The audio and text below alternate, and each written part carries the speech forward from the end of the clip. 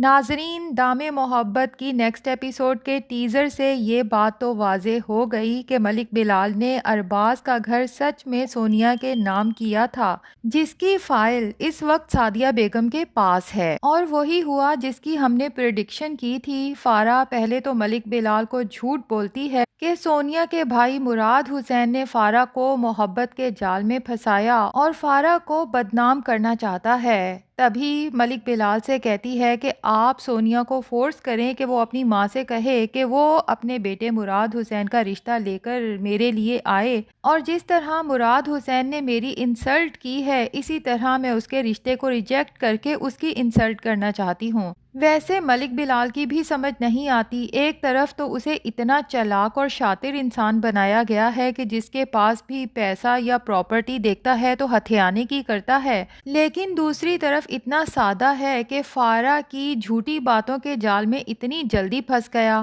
حالانکہ فارا کی باتوں میں ذرا بھی ربط نہیں تھا، ایک طرف وہ کہہ رہی ہے کہ مراد حسین نے مجھ سے جھوٹی محبت کی اور جال میں پھنسایا، دوسری طرف کہہ رہی ہے کہ مراد حسین اب پیچھے ہٹ رہا ہے تو میں انسلٹ کا بدلہ لینا چاہتی ہوں۔ خیر جی، ملک بلال بھی فارا کے کہنے میں آ کے سونیا کو فورس کرتا ہے کہ اپنی ماں سے کہو کہ سیدھی طرح سے اپنے بیٹے کا رشتہ لے کے ہمارے گھر آئے۔ اب سونیا تو بہت پریشان ہوتی ہے، کیونکہ ایک طرف تو وہ یہ بھی جانتی ہے کہ اس کی ماں اس کی بات کو زیادہ ویلیو نہیں دے گی، اور دوسری طرف سونیا کو آلریڈی پتا ہے کہ سعدیہ بیگم کو فارا کتنی بری لگتی ہے۔ اب سونیا یہ سب صاف صاف تو نہیں کہہ سکتی، البتہ یہ کہہ کے اپنی جان چھڑانے کی کوشش کرتی ہے کہ ہماری فیملی میں وٹے سٹے کی شادی کا رواج نہیں ہے، لیکن فارا بھی کہاں ٹلنے والی ہے۔ ڈائریکٹ سونیا کی ماں سعدیہ بیگم کو کال ملا دیتی ہے، اور مجھے یہاں پر فارا کی یہ حرکتیں سمجھ نہیں آئیں کہ بھلا سعدیہ بیگم کو یہ کہنے کی کیا ضرورت تھی کہ سونیا بھابی نے مجھے کہا کہ آپ نے کھانا اسپیشلی میرے لیے بھیجا ہے تو میں اس کا شکریہ ادا کرنا چاہتی ہوں، اور پھر یہ کہ آپ کا بیٹا مراد حسین تو ساری ساری رات مجھ سے بات کرتا ہے، بات نہ ہو تو ہم دونوں ملتے ہیں۔ بھئی ایک طرف تم سعدیہ بیگم کو شیشے میں اتارنا چاہتی ہو کہ وہ اپنے بیٹے کا رشتہ لے کر آئے، اور دوسری طرف تم اسے چڑھا بھی رہی ہو۔ خیر فارا ملک بلال سے کہتی ہے کہ جب وہ لوگ رشتہ لے کے آئیں گے تو آپ نے بھی بڑی بڑی شرطیں رکھنی ہیں، جس طرح ان لوگوں نے ارباز سے سونیا کی شادی کرتے ہوئے رکھی تھیں۔ تو یہاں پر ملک بلال فارا کو یاد دلاتا ہے کہ تم نے تو کہا تھا کہ مراد حسین کے گھر والے بس رشتہ لے کے آئیں، اور تم انکار کر کے مراد حسین سے اپنی انسلٹ کا بدلہ لینا چاہتی ہو، لیکن شرطیں تو تب رکھی جاتی ہیں نا جب سچ میں شادی کرنی ہو۔ تو فارا کے دل کی بات زبان پر آ ہی جاتی ہے، لیکن بڑی چالاکی سے سارا احسان ملک بلال پر اتارتے ہوئے کہتی ہے کہ ابا اس سے پہلے میں کہیں اور شادی کروں اور میرا اور مراد حسین کا چکر وہاں تک پہنچے تو اچھا نہیں کہ میں مراد حسین سے ہی شادی کر لوں، اس طرح میری اور آپ کی عزت بھی محفوظ رہے گی اور آپ کا سعدیہ بیگم سے بدلہ بھی پورا ہو جائے گا۔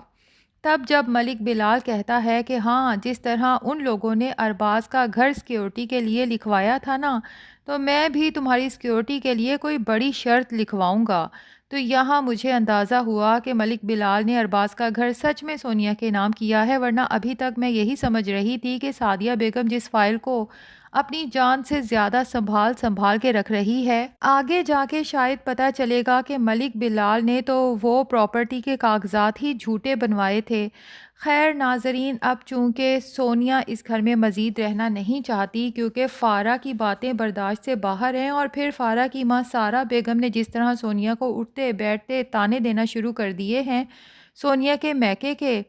تو سونیا ارباز سے کہتی ہے کہ مجھے لگتا ہے اب ہمیں اس گھر سے چلے جانا چاہیے۔ ارباز شاہین بیگم سے گھر چھوڑ کے جانے کی پرمیشن لیتا ہے، اور شاہین بیگم جو ارباز کو اپنی آنکھوں سے دور تو نہیں کرنا چاہتی، لیکن گھر کے حالات دیکھتے ہوئے اپنے دل پہ پتھر رکھ کے پرمیشن دے دیتی ہیں، تو لگتا یہی ہے کہ یہاں سے نکلنے کے بعد سونیا اور ارباز کی زندگی میں بہت سے امتحان آئیں گے۔ جبکہ دوسری طرف فارا کی ان حرکتوں کی وجہ سے مراد حسین کے لیے ایک آسانی ہونے والی ہے، جو اپنے آفس میں ایک لڑکی رملہ کو پسند کرتا ہے، لیکن اس ڈر سے اپنی ماں سعدیہ بیگم کو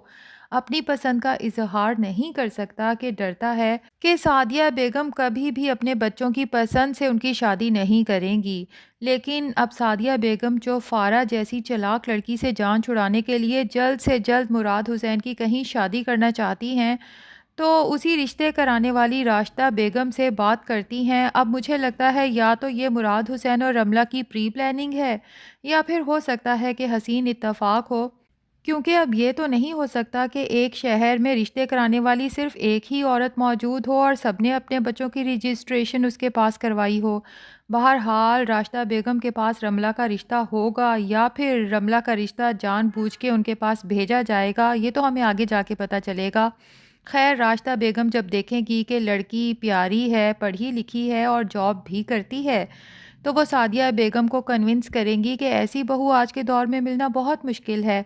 گھر گھرستی تو ہر لڑکی کر ہی لیتی ہے، لیکن یہ لڑکی تو گھر میں پیسہ لے کے بھی آئے گی۔ تو سعدیہ بیگم کا شوہر نیاز حسین تو اب اپنی نوکری شوکری چھوڑ کے سعودی عرب سے مستقل پاکستان آ گیا ہے، تو سعدیہ بیگم سوچیں گی کہ اچھا ہے بیٹا اور بہو دونوں مل کے گھر چلائیں گے۔ ایسے میں وہ فوراً رملہ کے لیے ہاں کر دیں گی اور یوں مراد حسین کو اس کی محبت رملہ مل جائے گی۔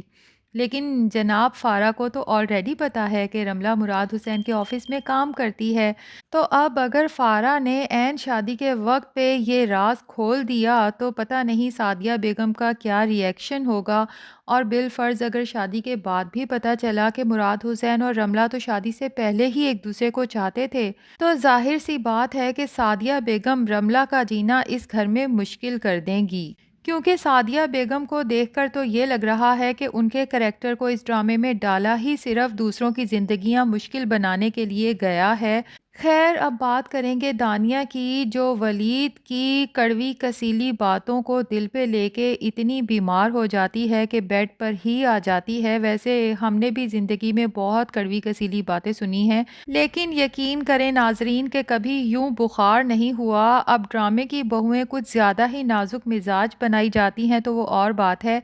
خیر اب جب دانیہ بیمار ہوتی ہے تو بینا بہت پریشان ہو جاتی ہے کہ عماد کو جب پتہ چلے گا دانیہ کے بخار کا تو وہ ولید کے ساتھ بہت بری طرح سے پیش آئیں گے۔ ویسے اس بات پہ مجھے ہنسی بھی آئی کہ بخار تو موسمی بھی ہو سکتا ہے یا کسی بھی وجہ سے ہو سکتا ہے۔ چور کی داڑھی میں تنکے والی بات ہے کہ بینا کو پہلے سے ہی یہ ڈر ہے کہ دانیہ کے بخار پر عماد کو یہی لگے گا کہ یقیناً ولید نے دانیہ سے کچھ کہا ہے، اور مزے کی بات دیکھیں کہ ہوتا بھی یہی ہے۔ ولید جب گھر آتا ہے تو عماد اس پر چڑھ دوڑتا ہے کہ تم کہاں تھے، تمہیں کچھ خبر بھی ہے کہ تمہاری بیوی گھر پہ بیمار پڑی ہے۔ ویسے مجھے یہاں پر بھی اس ماموں کی محبت کی سمجھ نہیں آئی کہ اسے ایک طرف تو دانیہ کی اتنی فکر ہے کہ اس کا شوہر گھر پہ نہیں تھا تو اسے گھر پہ آنے پر اچھی خاصی ڈانٹ پلا دی، جبکہ اتنا نہیں ہو سکا کہ بہو اتنی بیمار ہے تو اسے ہاسپٹل ہی لے جائے۔ خیر اب ولید جب دانیہ کے پاس جاتا ہے اور دانیہ ولید کی باتیں سن کے بے ہوش ہو جاتی ہے تو پھر یہ سب گھر والے اسے ہاسپٹل لے کے جاتے ہیں۔ اب مجھے تو تھوڑا تھوڑا شک ہو رہا ہے کہ ہو سکتا ہے دانیہ امید سے ہو اور گھر میں خوشی آنے والی ہو۔ ویسے آپ سب کو یاد ہوگا کہ جب ولید اور دانیہ کی شادی ہونے والی تھی تو بینا نے ولید سے قسم لی تھی کہ وہ کبھی دانیہ کو محبت کی نظر سے نہیں دیکھے گا، نہ ہی بیوی کا درجہ دے گا، نہ ہی اس کے پاس جائے گا۔ تو اب اگر دانیہ سچ میں امید سے ہے تو بینا اپنے بیٹے ولید کو تو چھوڑنے والی نہیں ہے وعدہ خلافی کرنے پہ۔ ویسے یہ تو صرف ہمارا ریویو ہے، ہو سکتا ہے ایسا نہ ہو۔ ناظرین آپ کا کیا خیال ہے؟ کیا دانیہ اور ولید کے ہاں خوشخبری آنے والی ہے یا نہیں؟ کمنٹس میں اپنی رائے کا اظہار ضرور کریں۔ ریویو پسند آیا ہے تو ویڈیو کو لائک اور چینل کو سبسکرائب بھی کر دیں۔